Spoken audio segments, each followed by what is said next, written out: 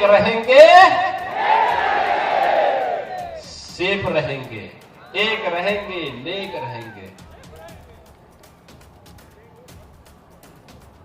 बटे थे तो कटे थे, अब एक रहेंगे तो सेफ रहेंगे, और सेफ रहने के लिए ही आपका आह्वान करने के लिए मैं आया हूं।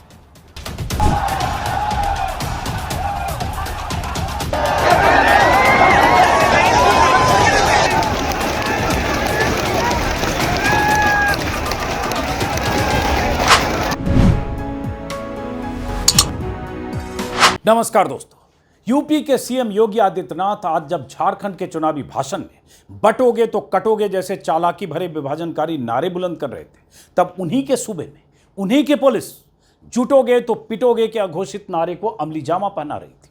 पीएम मोदी अपनी सभाओं में नारे लगाते हुए कह रहे हैं, हम एक हैं तो सेफ हैं। बेरोजगारों का यह जनसैलाब भी तो एक होकर ही आज प्रयागराज में जुटा था, लेकिन एक और होकर भी ये सेफ नहीं थे। उनके सामने पुलिस की लाठियां थी। एक होकर भी इससे ज्यादा बड़ी भीड़ और क्या हो सकती थी। लेकिन मोदी और योगी को ऐसे बेरोजगारों की एकजुटता बिल्कुल पसंद नहीं। ये बटे रहें तो बेहतर है, जुटेंगे तो कूटे जाएंगे, क्योंकि बेरोजगारों की ये भीड़ सरकार के गले की हड्डी बन जाती है। ये बात आप नौजवानों को और बेरोजगारों को अब भली भांति समझ लेनी चाहिए। यूपी के प्रयागराज में जमा हुए उन हजारों बेरोजगारों और परीक्षार्थियों को खदेड़ा जा रहा था जो यूपी पीसीएस और आरओ एआरओ की परीक्षा को 2 दिन में कराने का विरोध कर रहे थे। राज्य के कोने कोने से प्रयागराज पहुंचे बेरोजगार अभ्यर्थी यूपी लोक सेवा आयोग के सामने प्रदर्शन के लिए पहुंचे थे। यह पहुंचने की जद्दोजहद कर रहे थे। यूपी पुलिस को ऊपर से निर्देश रहा होगा, चाहे कुछ भी हो जाए, इन बेरोजगारों को प्रयागराज के लोक सेवा आयोग दफ्तर तक न पहुंचने दिया जाए। पुलिस तो वही करेगी जो उसे ऊपर से हुक्म मिलेगा। बैरिकेडिंग लगाकर हजारों की भीड़ को रोकने की कोशिश की, लेकिन कई दिनों की तैयारी के साथ यहां पहुंचे हजारों लड़के रुकने को तैयार नहीं थे। बेरोजगारों का ऐसा जनसैलाब उमड़ा कि हम जैसे लोग वीडियो देखकर हैरान थे। जब यह भीड़ रुकने और थमने को तैयार नहीं हुई तो उन पर लाठीचार्ज भी हुआ और बल प्रयोग के बाकी नुस्खे भी आजमाए गए। मीडिया में छपी खबरों के मुताबिक कुछ लड़के जख्मी भी हुए। दिन में पुलिस से टकराव जैसी नौबत और छिटपुट लाठीचार्ज के बाद भी शाम को, अभी कुछ देर पहले तक, हजारों छात्र प्रयागराज में डटे हैं। इसकी तस्वीरें आ रही। मोबाइल की रोशनी में आवाज बुलंद कर रहे हैं, अपना प्रदर्शन कर रहे हैं, वी वांट जस्टिस के नारे लगा रहे हैं। बटेंगे नहीं, न्याय मिलने तक हटेंगे नहीं के नारे से योगी के नारे का जवाब दे रहे हैं। अरुण कुमार सिंह मेरा नाम है। मैं मुखर्जी नगर से यहाँ आयोग पे प्रदर्शन करने आया हूँ। सुबह 10 बजे से हम लोग यहाँ प्रदर्शन कर रहे हैं। सुबह 10 बजे से हम लोग आयोग के गेट पर डटे हुए हैं। आयोग से हमारी एक मांग है कि 1 डे 1 सीट पेपर हो, जैसे 70 साल 75 साल से पेपर होते आया है। 1 साल के में ऐसा क्या बदल गया कि आप पेपर नहीं करवा सकते? ऐसा तो नहीं है कि इसके पहले पेपर नहीं होता था। इससे ज़्यादा वैकेंसियाँ आती थी, इससे ज़्यादा पेपर होते थे, इससे ज़्यादा अच्छे तरीके से पेपर होता था। इसका मतलब है कि आज के पहले जो पेपर होता था सारे पेपर खराब थे। दूसरी बात, नॉर्मलाइजेशन नहीं चलेगी। मानविकी के सब्जेक्टों में नॉर्मलाइजेशन आप नहीं कर सकते। ये गणित के क्वेश्चन नहीं है। मान लीजिए इतिहास का प्रश्न आता है, प्लासी का युद्ध हुआ था पहले 7 तारीख को, 8 तारीख को आता है बक्सर का युद्ध कब हुआ था, दोनों हमको पता है। इसमें आप कैसे तय करेंगे कि प्लासी ज़्यादा कठिन है कि बक्सर ज़्यादा कठिन है? दूसरी चीज़। तीसरी चीज़, आयोग अपने कमियों को छुपा रहा है। उसके नोटिस में साफ साफ ये पता चल रहा है। आयोग की अगर आप नोटिस ध्यान से पढ़ेंगे तो उसने लिखा है कि हमारा पूरा प्रयास था लेकिन हमको सेंटर नहीं मिल रहे हैं। तो योगी जी से मेरा मुख्य प्रश्न ये है कि क्या आपके लॉ एंड ऑर्डर का दावा केवल प्रदेश के 41 जिलों में है? शेष जिले संवेदनशील हैं? अगर नक्सलाइट जिलों में आप वोटिंग करवाने का दावा कर सकते हैं, पूरे प्रदेश को सुरक्षित करने का दावा कर सकते हैं, तो आप पूरे जिलों में प्रदेश में परीक्षाएं क्यों नहीं करवा सकते? प्रतियोगी छात्र हूँ। मैं लगातार यहाँ पे मेंस मुख्य परीक्षा देता आ रहा हूँ। कुछ सवाल हमारे मन और विचारों में लगातार उफन रहे हैं और उसकी लड़ाई हम इस आयोग के गेट पे लड़ रहे हैं। हमारी मांग ये है इस आयोग से कि जैसे पूर्व में परीक्षा होती आई है उसी तरह होनी चाहिए, क्योंकि ये कहीं ना कहीं आयोग की विफलता है। फरवरी में जब इन्होंने एग्ज़ाम कराया था तो उसके बाद भी पेपर लीक हुआ और इनके पास 7 से 8 महीना था, लेकिन इन्होंने उस आधार पे भी कोई ऐसा प्रक्रिया नहीं अपनाया जिस पे लड़के संतुष्ट हो सकें या बच्चे संतुष्ट हो सकें। उसके बाद 8 से 9 महीने के बाद भी इन्होंने नॉर्मलाइजेशन जैसा एक जहर हमारे ऊपर छोड़ दिया है, जिससे कि बहुत ज़्यादा वो है, मानकीय विषयों में ये नॉर्मलाइजेशन कहीं से भी सफल नहीं है। ये उन परीक्षाओं के लिए है जिसमें कि 50,000 सीटें होती हैं, 50 लाख लोग एग्ज़ाम देते हैं। यहाँ पे इन्होंने, आयोग ने एक रखा है कि हम 41 जिलों में ये परीक्षा कराएंगे, जबकि आयोग इस प्रदेश में 75 ज़िले हैं। यानी कि इससे पता चलता है कि शासन का 34 जिलों पे नियंत्रण नहीं है। हम ये मांग रखते हैं कि शासन और आयोग मिलके 75 जिले में अपने सेंटर बनाएं और वहाँ पे एग्ज़ाम कराएं, ना कि 41 जिलों में। नमस्कार, मेरा नाम चित्रांशी है। मैं दिल्ली यूनिवर्सिटी से ग्रेजुएट हूँ, पर इलाहाबाद में रहकर फ़िलहाल यूपीपीसीएस की तैयारी में संलग्न हूँ। प्रश्न ये है कि हम ये प्रोटेस्ट क्यों कर रहे हैं। तो उसका सबसे बड़ा कारण यह है कि आयोग ने अभी 5 तारीख को एक नोटिस जारी किया, जिसमें उन्होंने यूपीपीसीएस और आरओ की परीक्षा में नॉर्मलाइजेशन को लागू करने का प्रस्ताव रखा है। और हमारी दिक्कत, हमारी जो तकलीफ़ है वो इस प्रक्रिया से यह है कि अभी तक जैसे पहले पूर्वत एग्ज़ाम होता था कि आप सभी बच्चों का एग्ज़ाम एक दिन में करा लेते थे, वैसे ही हमारी मांग है कि आप बजाय इसके कि आप टोटल एप्लीकेंट्स को 2 खंडों में विभाजित करके उनका एग्ज़ाम 2 दिनों में कंडक्ट कराएं। हमारी मांग है कि आप वो एग्ज़ाम सेम डे ही कराएं। उसका कारण यह है कि यूपीपीसीएस का जो नेचर है एग्ज़ाम का, वो बहुत ही सब्जेक्टिव है और आप ये अपेक्षा सब्जेक्टिव एग्जामिनेशंस में नहीं कर सकते कि आप इसका जजमेंट कर पाएंगे कि कौन सा प्रश्न पत्र आसान आया है और कौन सा प्रश्न पत्र मुश्किल। मेरा नाम संदीप सिंह है। मैं छात्र इस आंदोलन में मैं 11 बजे से आया हूं और 11 बजे से अभी देखिए समय बज रहा है 8।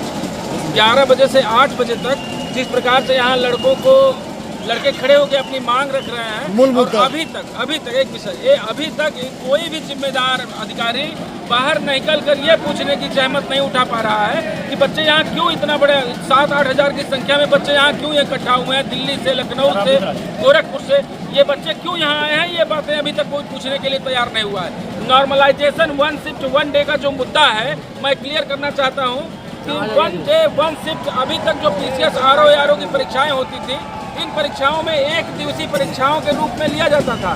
मानविकी के विषय ऐसे विषय नहीं होते जिसमें नॉर्मलाइजेशन लागू किया जाए।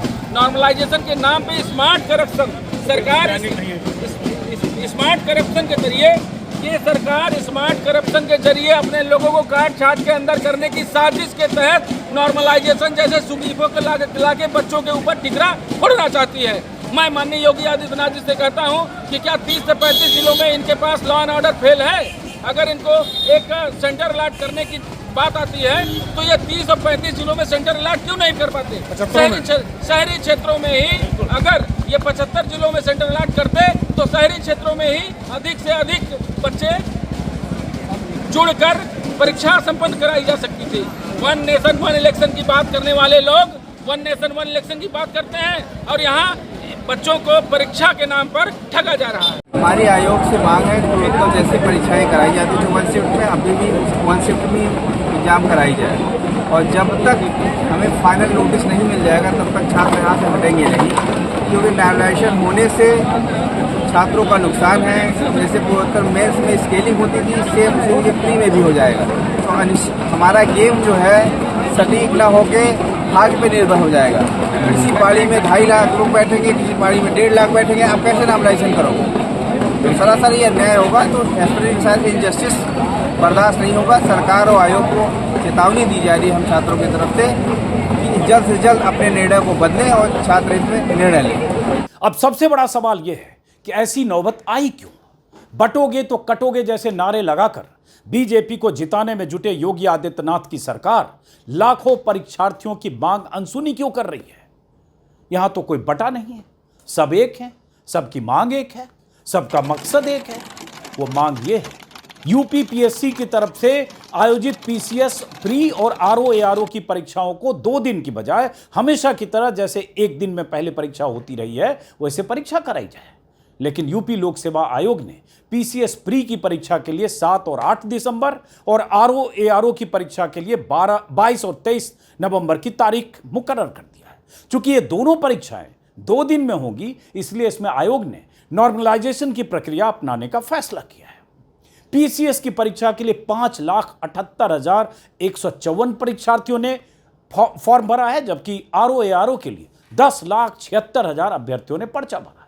आयोग की दलील है कि 41 जिलों में कुल 978 परीक्षा केंद्र फाइनल हुए हैं, जबकि सारे छात्रों की परीक्षा के लिए कुल 1758 सेंटर की जरूरत होगी। इसलिए 2 शिफ्ट में यानी 2 दिन में परीक्षा का प्रावधान किया गया। अभ्यर्थी इसी फैसले का विरोध कर रहे हैं। वो लाखों छात्र इसी फैसले का विरोध कर रहे हैं कि जो परीक्षा पहले 1 दिन में कराई जा रही थी वो इस बार 2 दिन में क्यों, उसमें नॉर्मलाइजेशन की प्रक्रिया क्यों अपनाई जा रही है।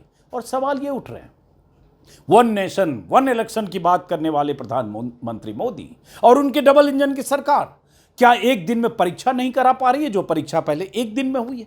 और उसमें उस तरह की प्रक्रिया का पालन क्यों यूपी लोक सेवा आयोग कराना चाहता है, जिस प्रक्रिया का विरोध छात्र कर रहे हैं और जिस प्रक्रिया पर नॉर्मलाइजेशन की जिस प्रक्रिया पर सवाल उठे। परीक्षार्थियों का कहना है कि यूपी में जब 75 जिले हैं तो फिर 41 जिलों या 43 जिलों में ही परीक्षाएं क्यों कराई जा रही हैं। अगर आप सुरक्षित एग्जाम सेंटर नहीं तलाश पा रहे हैं तो उसमें हमारा क्या कसूर है। यूपी पीएससी की तरफ से आरओ के लिए 220 पदों पर भर्ती होनी है। 5 नवंबर को यूपी लोक सेवा आयोग की तरफ से परीक्षा की तारीखें घोषित की गई। उसके बाद से लाखों अभ्यर्थी अपना विरोध जता रहे हैं। 9 नवंबर को करीब 4 लाख अभ्यर्थियों ने ट्विटर पर हैशटैग चलाकर अपना विरोध जताया।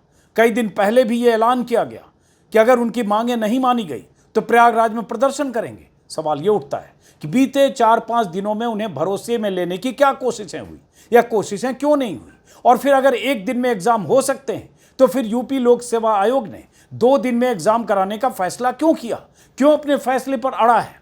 2 दिन पहले यानी 9 नवंबर को योगी आदित्यनाथ की ही पार्टी के एक एमएलसी देवेंद्र प्रताप सिंह ने उन्हें चिट्ठी लिखकर कहा था कि पीसीएस और आरओ की परीक्षा एक ही दिन में एक ही शिफ्ट में कराई जाए। बीजेपी नेता देवेंद्र प्रताप सिंह ने अपनी चिट्ठी में लिखा था। मैं उनकी चिट्ठी इसलिए पढ़ रहा हूं कि क्योंकि एक विपक्ष के किसी नेता की चिट्ठी नहीं है, बीजेपी के एक एमएलसी की चिट्ठी है। मुख्यमंत्री को लिखी चिट्ठी है और कॉपी मुख्य सचिव और अध्यक्ष लोक सेवा आयोग यूपी को लिखी गई है। 9 तारीख की चिट्ठी है, जिस चिट्ठी में उन्होंने लिखा है, जिसमें उन्होंने कहा है कि माननीय सर्वोच्च न्यायालय ने अपने हाल ही में दिए गए फैसले में यह निर्णय लिया है कि चयन और भर्ती प्रक्रिया के नियम बीच में नहीं बदले जा सकते। 2 दिवसीय परीक्षा माननीय सर्वोच्च न्यायालय के आदेश का खुला उल्लंघन होगा और इस बात की संभावना है कि आयोग के इस फैसले से आक्रोशित छात्र यदि माननीय न्यायालय के शरण में गए तो भर्ती प्रक्रिया लटक जाएगी, जिससे पीसीएस परीक्षा के 5,74,000 और आरओ परीक्षा के लगभग 11 लाख छात्र में रोष और गुस्सा बढ़ जाएगा और उसके बाद इसके परिणाम सुखद नहीं होंगे। और उसके बाद उन्होंने एक खास जानकारी दी। उन्होंने साफ साफ बताया है कि इसके पहले भी 2023 में पीसीएस की परीक्षा 51 जिलों में लगभग 6 लाख अभ्यर्थी और आरओ की परीक्षा माह फरवरी में 54 जिलों में लगभग 11 लाख अभ्यर्थी के साथ एक दिवस एक पाली में कराई जा चुकी।